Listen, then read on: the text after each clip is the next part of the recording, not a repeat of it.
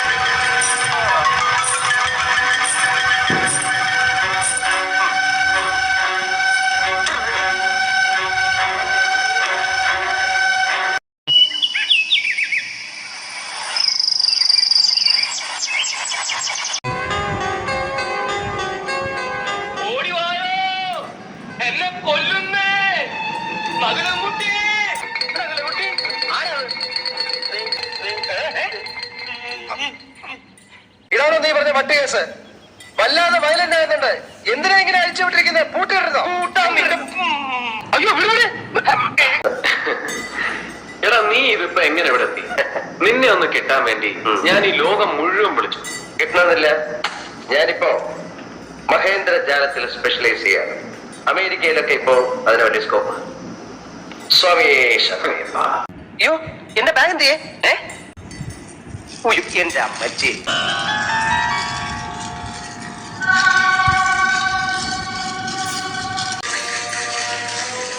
ശബരിമല ശാസ്താവാണ്, ഹരിഹര സുരനാണ് സത്യം. ഇത് ചെയ്തവനെ ഞാൻ പൂട്ടും. മണിച്ചിത്രം പൂട്ടിട്ട് ഞാൻ പൂട്ടും. എന്താ കിടക്കുന്നില്ല? ഞാൻ എപ്പോ കിടക്കുന്നു, എവിടെ കിടക്കുന്നു എന്നുള്ളത് നിങ്ങൾ നോക്കണ്ട. ഞാൻ ഇവിടെ വന്നിട്ടില്ല എന്ന് തന്നെ വിചാരിച്ചേക്കും. ശ്രീദേവി ചേച്ചി കണ്ടിട്ട് എങ്ങനെയുണ്ട്? കണ്ടു, കുഴപ്പമില്ല.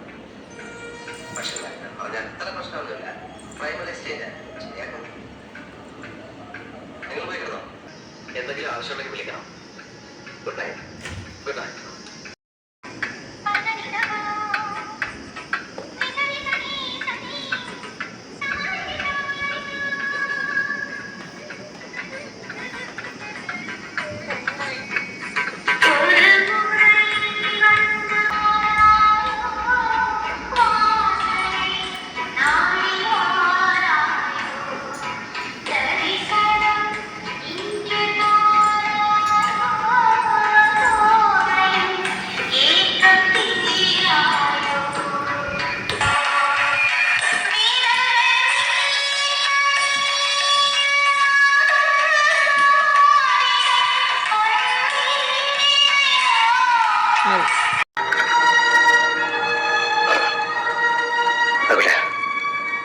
ഞാൻ കരുതിയിരുന്നതിലും വളരെ മുൻപ് തന്നെ വേദനിപ്പിക്കുന്ന കുറെ കാര്യങ്ങൾ നീ ഇപ്പോൾ അറിയാൻ തുടങ്ങിയാണ്.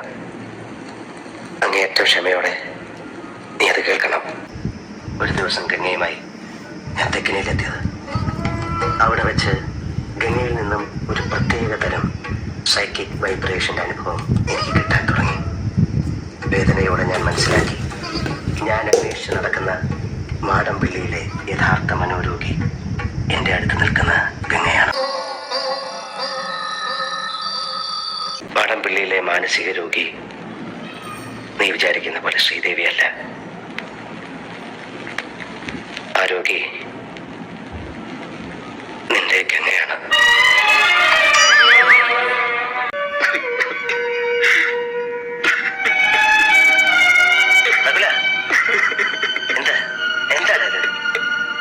നമസ്കാരം. നമസ്കാരം. വരിക വരിക. തമ്പിയോട് വളരെ പ്രധാനപ്പെട്ട ഒരു കാര്യം പറയാനുണ്ട്. അത് അറിയിക്കാണ്ട് ഒരു സ്വസ്ഥതയും കിട്ടുന്നില്ല. അതാ തിടുക്കത്തിൽ പുറപ്പെട്ടതേ. നമുക്ക് വടക്ക് ഭാഗത്ത് എവിടെയെങ്കിലും കൊണ്ട് തിരിക്കാം. എവിടെയോ കണ്ട് മറന്ന പോലെ തോന്നുന്നുണ്ടല്ലോ. ആരത്? ആ, ഇത് കഷ്ടായി. എവിടെ വെച്ചാണെന്ന് പറഞ്ഞോ? തിരുമേനി മറന്നു. നമ്മൾ തമ്മിൽ അമേരിക്കയിൽ. സണ്ണി അമ്പട ഖേമ സണ്ണി കുട്ട.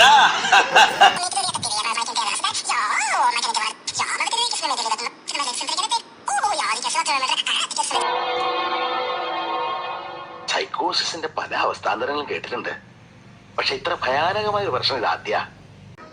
അനുഭവജ്ഞാനം കൊണ്ടും പിന്നെ തന്നോടുള്ള വാത്സല്യം കൊണ്ടും പറയാ ഇതിന് പരിഹാരമില്ല. മനുഷ്യ മനസ്സിനെ തിരുമേനിയോളം അടുത്തറിഞ്ഞിട്ടുള്ളവരിലാണ് ഞാൻ എന്റെ ഗുരുക്കന്മാരെ കാണുന്നത്. പക്ഷേ എനിക്കിവിടെ നിങ്ങളെയൊക്കെ നിഷേധിച്ചേ പറ്റൂ. പഠിച്ചതിനെ മുഴുവൻ എനിക്ക് നിഷേധിച്ചേ പറ്റൂ. ഒരു മനോരോഗ ചികിത്സകനും സഞ്ചരിച്ചിട്ടില്ലാത്ത വഴികളിലൂടെയൊക്കെ ഞാൻ സഞ്ചരിച്ചെന്നിരിക്കും, ഒരു ഭ്രാന്തനെ പോലെ.